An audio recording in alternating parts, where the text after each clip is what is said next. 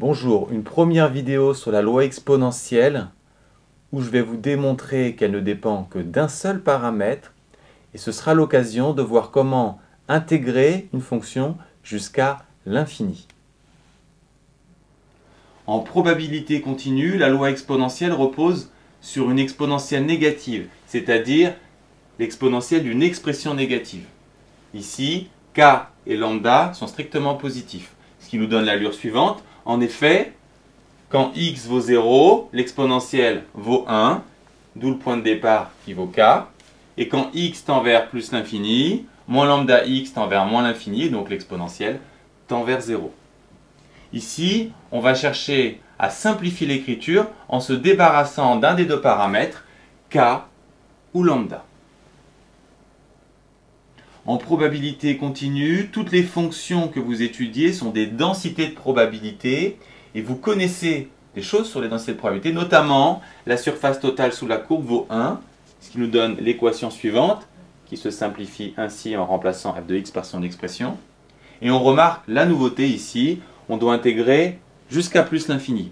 La méthode est très simple, il suffit tout simplement d'intégrer jusqu'à une valeur grand X quelconque, puis ensuite de faire tendre grand X vers plus l'infini. Première étape, j'intègre de 0 à grand X. Je dois d'abord remarquer que k est une constante, donc elle ne va pas perturber l'intégration, je peux la sortir. Ensuite, je dois intégrer e moins lambda x. L'exponentielle, j'ai l'habitude, je la trouve par tâtonnement. Qu'est-ce qui se passe si je prends e moins lambda x? J'obtiens moins lambda e moins lambda x. Et pour avoir le résultat cherché, il suffit de compenser en divisant par moins lambda, d'où la primitive suivante. La primitive, je vous le rappelle, peut s'écrire entre crochets.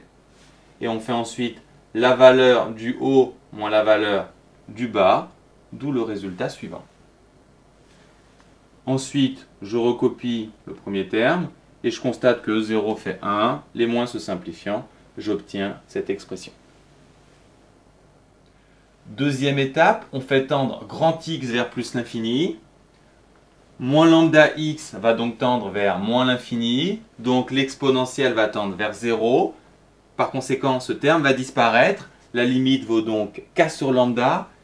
Et quand x tend vers plus l'infini, cette intégrale, c'est celle-ci, et on sait qu'elle vaut 1. Autrement dit, k sur lambda vaut également 1, et donc k égale lambda. Ainsi, pour la loi exponentielle, la fonction densité dépend d'un seul paramètre, lambda, qui correspond à la fois à la hauteur à l'origine et à la vitesse de décroissance. Si lambda est grand, la fonction va partir de haut et descendre rapidement. Si lambda est petit, la fonction part de plutôt bas et descend doucement. Ce qui est tout à fait logique, puisque la surface sous la courbe doit rester égale à 1, puisqu'on a affaire à une fonction densité de probabilité.